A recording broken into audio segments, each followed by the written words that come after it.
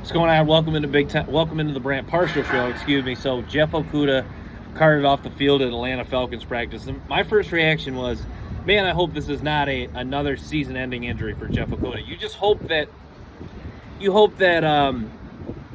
feel like God's looking out for him, and that this is just going to be something a minor setback. Maybe he misses a few weeks of practice. I don't. Hopefully not even that case, but hopefully this is something that he can quickly come back from. Jeff Okudah. To me, this is a telling year in Jeff Okudah's career. You could say that really about last year, but last year you saw some flashes in the first few games that give you some hope that Jeff Okudah can still be a really nice player in the NFL. And I think he is a perfect guy to be the opposite side of A.J. Terrell. I think Jeff Okudah, even if he's not a strong number one corner, I think he is a really good number two corner in the National Football League, excuse me. So Jeff Okudah, hopefully he's okay. Because Atlanta needs him. Atlanta needs all the help they can get on defense. They have added pieces on defense to really help this defense. Bud Dupree, Calais Campbell. I think they've done a good job of getting kind of adding some veterans and some fairly young guys who've been somewhat productive, like Bud Dupree. So I think it is a defense that has pieces in place and players on offense that do have upside. So I'm excited to see what the Atlanta Falcons do this year, and hopeful for the updates I hear moving forward on Jeff Okudah. So let's talk Seattle Seahawks. So Jackson Smith-Njigba tearing it up in camp, and I'm just thinking that, to me, this comes as really no surprise, to be honest. Smith-Njigba, to me, you get the feel that for whatever reason he sat out last year, maybe he actually legitimately was hurt.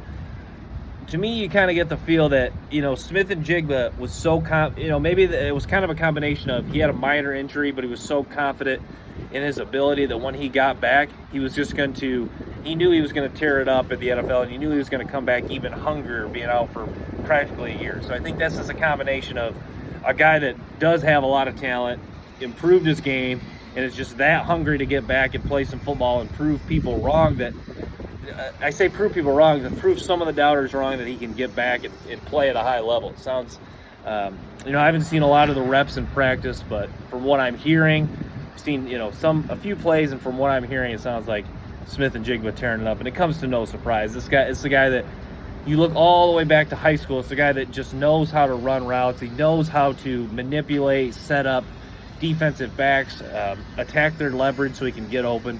Guy that just has a natural feel for the wide receiver position. I think he's a guy that can play the slot and the outside. Smith-Njigba doing a really good job. Devin Witherspoon, I've touched on this before. Witherspoon, really good corner. They drafted out of Illinois. You kind of get the feel that if Seattle, is going to do something really big this season, it's going to come because Smith-Njigba and Witherspoon are just such high-end level difference makers. Because say those guys are just. Say one of them doesn't play. Say even one of them is a difference maker, but the other is kind of just, okay, doesn't play a lot of snaps. Like say Witherspoon is that guy, but Smith-Njigba really, isn't really impactful. You feel like Seattle's still a really good team, maybe a borderline playoff team, but both those guys making an impact on both sides of the ball. That is kind of like the path you feel for Seattle to really do something special and potentially make a run in the playoffs and get to a Super Bowl. So Smith-Njigba, Witherspoon guys to watch out for. The bookend tackles, hopefully they can still play at a good level. Derek Hall is a nice player, edge rusher they drafted from Auburn. Hopefully Derek Hall is impactful. Still got Boye Mafe. Seattle just done a really good job of finding. They get those edge rushers that, Seattle, I think their plan was, okay, we take Witherspoon 5, pass on Tyree Wilson. We haven't necessarily done the best job of getting high-end edge rushers on this team. But even if we're not going to get the high-end elite edge rusher potentially, let's get some guys that we can develop, like Boye Mafe. Boye Mafe is a guy that's never going to be a dominant edge rusher because he doesn't bring a legitimate dual threat of speed and power. But he is a guy that's solid against the run, shows enough power that he can combine with his speed where he can attack the edge and he can win some one-on-ones against some of the lesser tackles. So you add him, and then you add I think Derek Hall is a good compliment because Derek Hall is a little bit of the opposite. He's a guy that does not necessarily threaten with speed, but does have a good enough power where he can hold the point of attack and can be dominant against the run. I think he can win with some heavy hands and the two-hand chucks, kind of moves like that. So yeah, I think Hall, Mafe are good complementary pieces at the edge rusher position. At linebacker, Seattle has one of my favorite linebackers, Jordan Brooks. I think Jordan Brooks is an outstanding player. He's done a lot of nice things throughout his career. You know, he's a guy that he's not necessarily a household name at linebacker, but is a guy he's still a really good linebacker in my opinion. I think a lot of people agree, especially Seattle fans. I think he's done some really good things for the Seattle Seahawks team, and I think he'll have another really good season and be a strong piece of the defense. But yeah, Seattle at corner, I mean, I touched on Witherspoon. Tariq Woolen's a really nice player. I think in the secondary, Quandre Diggs, and who's the other safety? Forget Jalen. Who is it? Jamal Adams, excuse me. So, yeah, Seattle. I mean, defensively, it's all there for Seattle, and you kind of get the feel that Seattle is kind of slowly building towards the identity of 2013, 2014. Dominant defense led by our secondary. We got linebackers that can make plays. Bobby Wagner's back, experience, a veteran, a defensive line that's maybe not dominant, maybe not as dominant as 2013, 14, because they're missing kind of the guy like Michael Bennett. But with guys like, Mafe, Hall, solid players on the defensive line, you get the feel that Seattle's kind of creeping towards 2013, 2014 more and more each day. And you get the feel that they are kind of a team that can kind of take on a similar identity of what they had when they went to the Super Bowl. All right, so let's touch on the 49ers.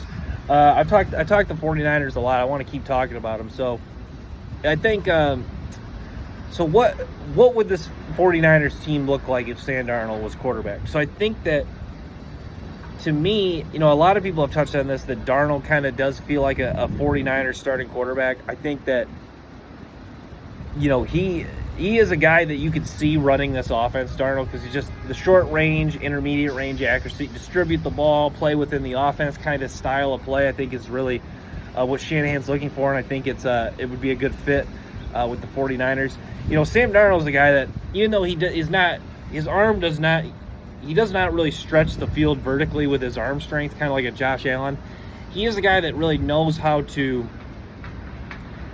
he knows how to do some nice things, like I touched on, as far as the short and intermediate range game. He looks comfortable in play action, looks fairly comfortable in the pocket when he is going through those quick progressions.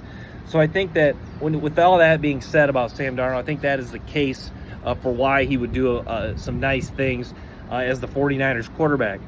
I think that, the 49ers, legitimate weapons, and there's a lot of things trending towards them being even better. Like Darnold, if Darnold's the quarterback, he's going to be hungry.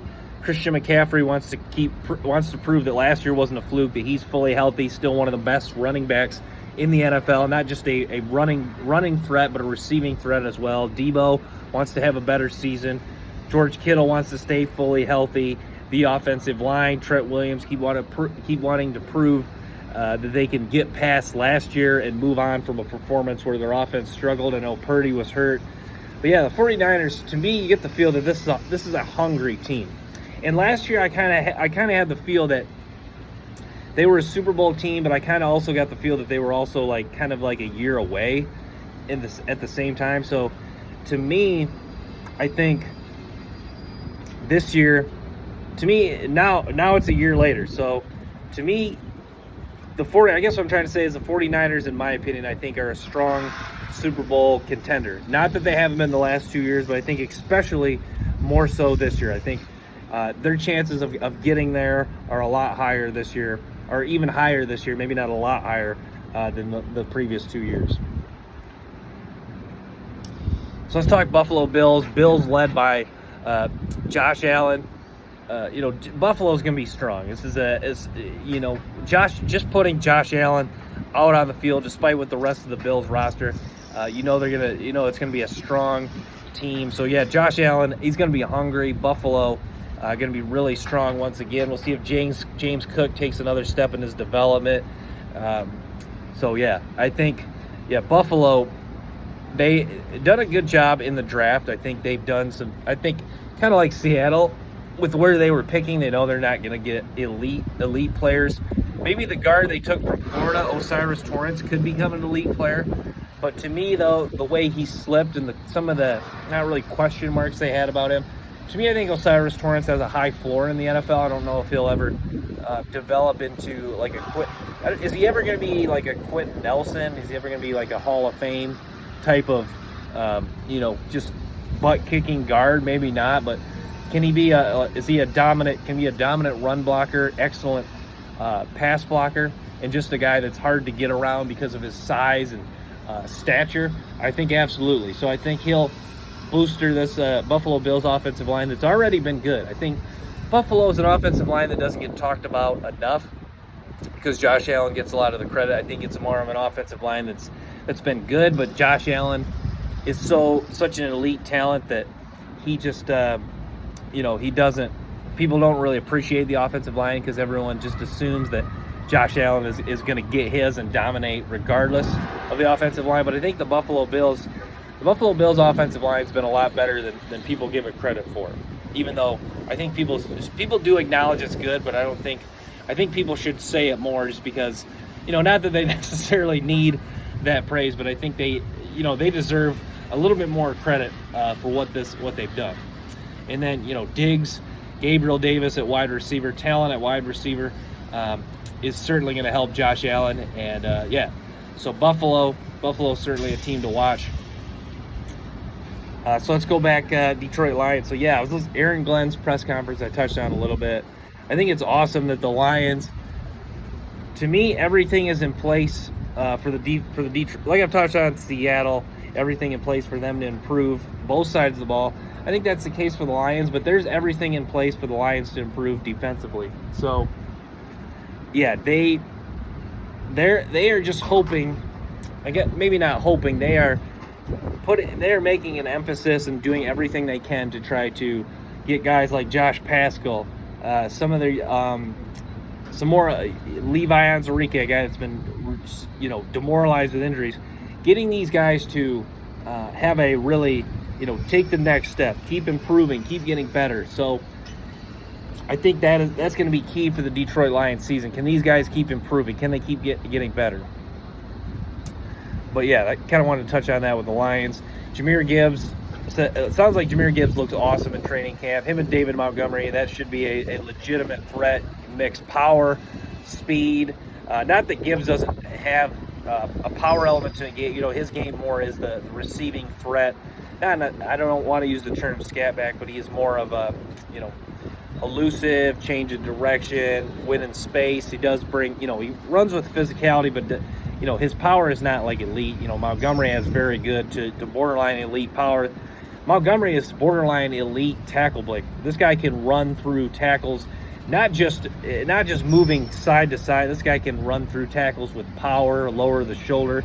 A guy that can break multiple tackles, on a given play. So I really like Montgomery, really like Jahmyr Gibbs, and really like the threat that these two could bring in the backfield.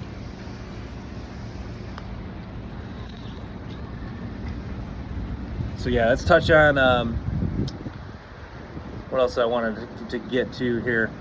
Dorian Thompson-Robinson looks really good for the Browns, and to me, this is something that a lot of people should have seen coming. Dorian Thompson-Robinson, guy that had a really good career at UCLA. He's a guy that if you watch closely, and you really break down his skill set in college, he's got a strong arm, athletic, make people miss in the open field, run the read option well, go through progressions fairly quickly, a guy that developed in a Chip Kelly offense for a long time. I think it's really no wonder that he's done so well. He's getting buzz in camp, and he had a really good preseason game. So yeah, Dorian Thompson-Robinson, certainly a guy to keep an eye on. And I think Cleveland did draft him to kind of push Watson.